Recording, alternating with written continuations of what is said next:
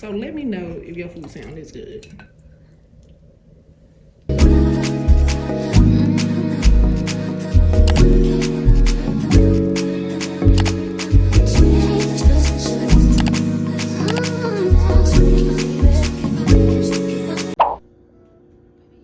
What is up, y'all? Y'all back with another video. I already know y'all already know. Yeah, y'all seen that title. We about to get into the shepherd pie. This is everything that I got from the grocery store, so y'all see it. Let's get into it. The first thing we're gonna do is we're gonna work on our potatoes. Y'all know potatoes are taking so long, but they so good.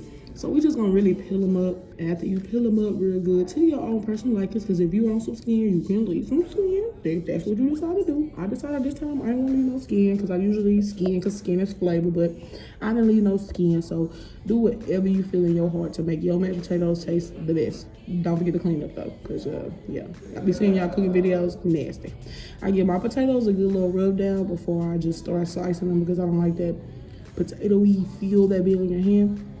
But when I slice these potatoes, y'all, I really want y'all to pay attention, because you want your potatoes to be kind of equal sizes before you start boiling them, so you can know when all of them will be done at the same time.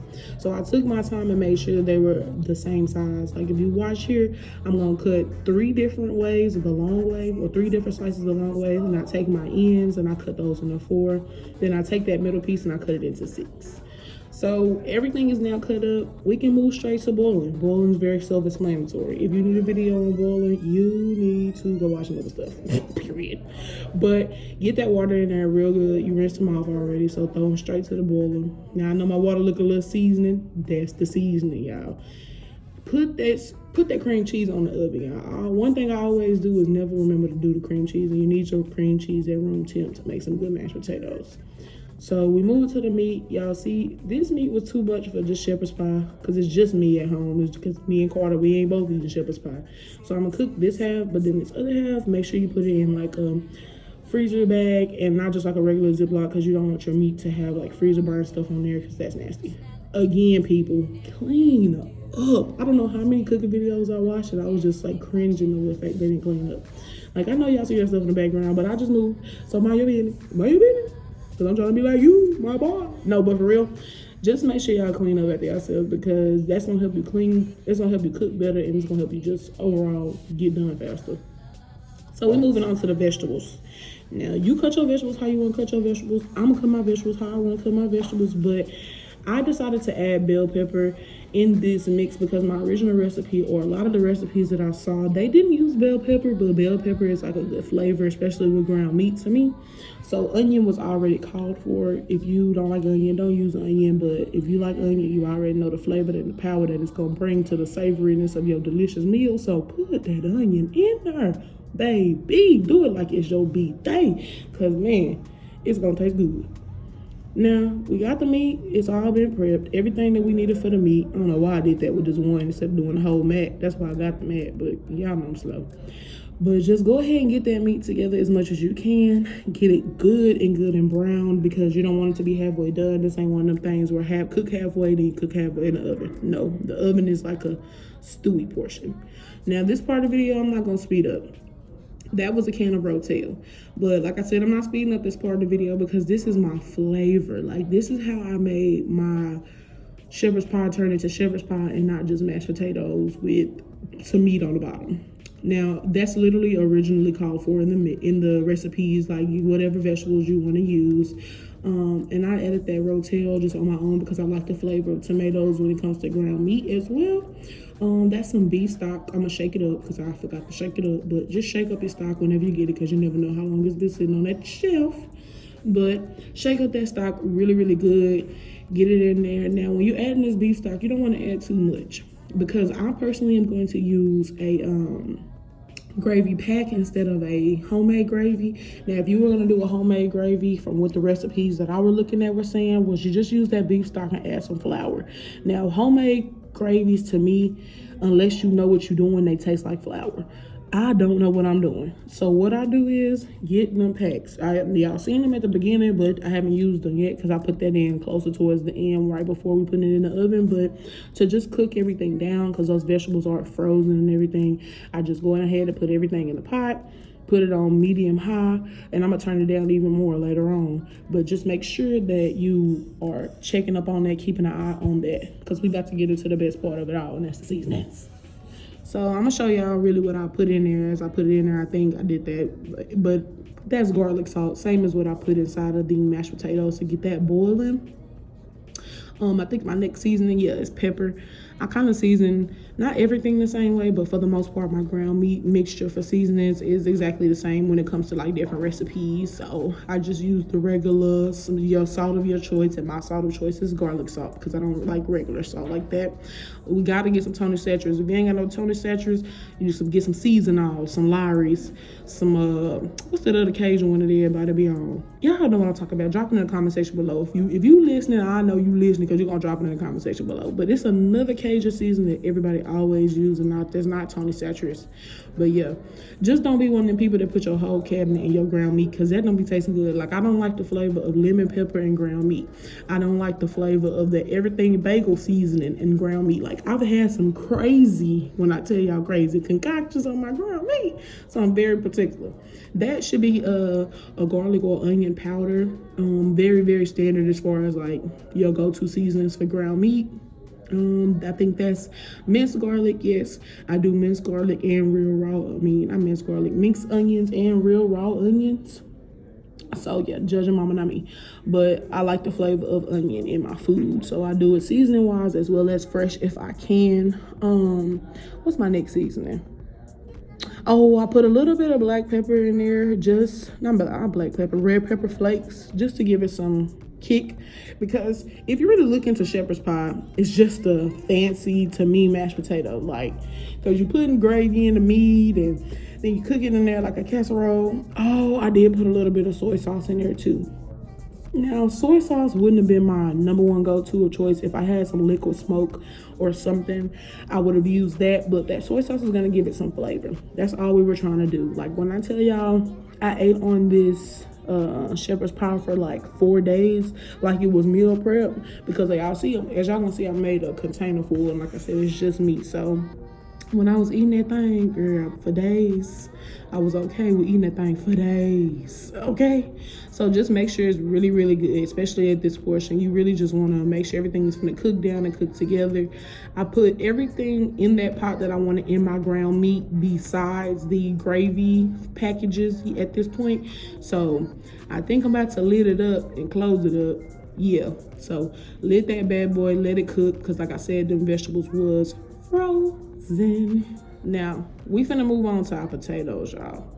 I'm a homemade potato kind of gal. You can do this recipe with powder packaged potatoes, but I like my potatoes made at home. I just became a homemade potato specialist. All you need is a little butter. You need some room temperature cream cheese. Now, I know people don't talk about this enough, because it happened to me several times when I was making mashed potatoes and trying to use cream cheese. You cannot put cold, straight from the refrigerator cream cheese inside of hot mashed potatoes. It's not gonna work. It's not gonna work. And if somebody tell you it is, tell them it is not going to work, because I literally have done it, and I've also eaten clumps of cream cheese inside of my mashed potatoes. So if you're a fan of creamy cheese mashed potatoes, then you will like that. But if you're not, just go ahead and do your due diligence right before you cook, or right before you get started with everything. Oh yeah, that's a chive and onion one, by the way. Yes sir, yes sir, that flavor, that's more flavor, y'all. But just go ahead and put it to the side, or put it on the actual stove, so you know exactly what is happening with your cream cheese. You know it's gonna be good in room temperature. Y'all see how smooth it was? It is not usually that smooth when it comes straight out the refrigerator, because it's a little bit firmer. But man, when I tell y'all that cream cheese, and that's the cream cheese, that chive and onion, oh, be careful with the milk. Let me say that before I get too far lost in that shrimp crab chop. Y'all know what I'm talking about. That chive and onion cream cheese. Now, another thing about making your potatoes from scratch, baby, you have to do it right. My potatoes usually come out watery, so I was trying to be sparing with all of the liquids that I poured in there. And I did a good job this time, but when I tell y'all, almost every single time before, when I make my mashed potatoes, they're running. And I really just did not need that to happen, because Like I said, I watched a few videos and looked at some recipes for this actual dish. And a lot of people use the powder packs and stuff like that. And they just like, hey, get an extra pack because you don't want your potatoes to be too runny. You do not want them to be runny for this recipe because it's not going to solidify at the top of all that ground meat with that gravy in it if your potatoes just water. That's another reason why I just personally decided to go with fresh potatoes as well, because I didn't want my potatoes to run in my meat. Yes, that's good and still. Yeah, I wouldn't even say it's dry. I feel like I put a little too much liquid in there, but I didn't have no more potatoes, so we just had to go with that flour. It is gravy time, y'all. Now, this gravy that I'm using, a lot of people don't like to use it. Like I said, you see the water in there. I know y'all see the water in there. But this gravy pack is about to slurp all that dry because I'm actually going to go in after I put both of these packs in and add some beef broth. But to the girls who don't get it, as far as, oh my God, it needs to be homemade gravy. Homemade gravy tastes like flour. I don't want that. I like how they do it in the package, and if you just throw it in there at the right time, it works. I use instant gravy for beef tips and rice when I slow cook them in the oven. I use instant gravy for a lot of different dishes that you would usually use like a homemade gravy for, and it still works out. So you just gotta know when to add it. Just understand that instant gravy cooks fast when you're trying to cook with it. Like right now, I noticed that it was very clumpy. Like I said, I'm gonna add some beef broth on top of that to just like loosen it up and help it out a little bit. But like what I'm telling y'all, when you making this recipe, do not make it too liquidy. Like I've seen a few of them that came out too liquidy, and when you get it too liquidy, because when you first cut it, yeah, it's gonna be runny, but you don't want it to be runny every single time. You don't want your bottom to be runny and your potatoes on top of stiff, you know? So just find that good balance. Like I said, when I use this instant package or instant gravy packages, I just added beef stock until it got to my desired thickness. The instant gravy is literally, as it says, instant gravy. It's gonna get a little bit thicker when you cook it or like actually give it time to cook down, but what you get is what you get, and you don't throw a fit with instant gravy. And that's another thing I like about it. No surprises, no none of that. So I knew my shepherd's pie was gonna be nice and moist and juicy if I was to make this nice and moist and juicy, and that's exactly what I did. But just make sure y'all take the time, taste it in this round. I tasted mine to make sure that it was seasoned to my likings. As y'all notice, I did not put any seasons in my mashed potatoes. I do not like too many seasonings on top of my mashed potatoes because I'm a gal that likes gravy. I like my gravy to be flavored, and then my mashed potatoes can be plain because I like the taste of potatoes. So if you doing your potatoes and you over season them, and then you got this ground beef mixture under there over season, it's just gonna be salty. Like that's something I didn't want to do. I cannot stand when people just have super salty food. So I just made sure that it was a balance. If my meat was gonna be flavorful, which of course it was gonna be, my potatoes are gonna be pretty much so bland because that gravy and all that stuff is gonna be eaten together. But really, this recipe is super simple simply because the only thing you gotta do is make those two different sides and then you stack them together. Right here, I got a nice throwaway container and I'm gonna butter that thing on up. Now, this is for one of those grandmas that cook on YouTube that I saw. She buttered that pan up like she was making a cake, baby. But it made sense because you're putting those mashed potatoes on top. So you want the mashed potatoes to have nice crunchy corners. Yeah, just look at that pour. Didn't waste the drizzle. When I tell y'all, I tasted it literally right before this clip, so I knew it was gonna be good. You know how you taste your food when you're cooking, you know it's gonna be good. That was me right here. But stack them potatoes and stack them potatoes balanced. Do not push them down. Like I know y'all see me lightly pushing, and that was too much because as I'm pushing on this side, my mixture is going to the other side, y'all.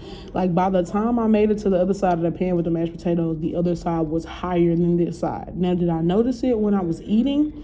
No, because I guess in the oven it kind of like leveled out.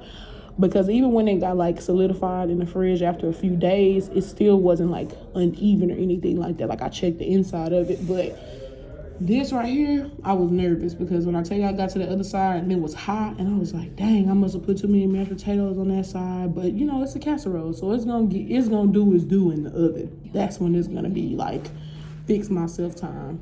So Stack the potatoes. I wanted the top of mine to be completely covered. I saw some where they didn't cover the top all the way. I did not like that. I don't want my gravy coming out too early. Like, I can take a little bit, but I don't want it too much too out. I want it to look like mashed potatoes on the top, and then you cut into it and you're like, what? It's a shepherd pie. That's what we was going for. Get all them potatoes out the pot. Make sure it's covered really good. Y'all see I'm being soft. Clean up. Clean up. That's all I'm gonna say is clean up, baby. Clean up in your video. Don't just clean up when you clean up. Clean up in your video too. Show these folks. I put another pan because I am using a full pan for this. I got a heavy duty one, so I didn't need to stack it, but I wanted to make sure that it wasn't gonna overflow. So I put my shepherd's pie in the oven at 375. I saw various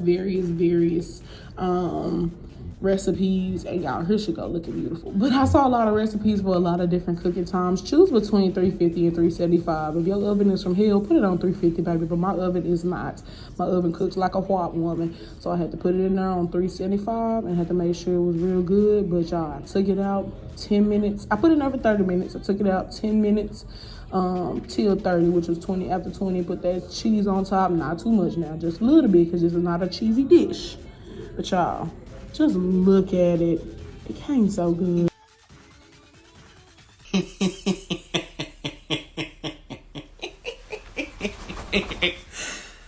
Oh my God.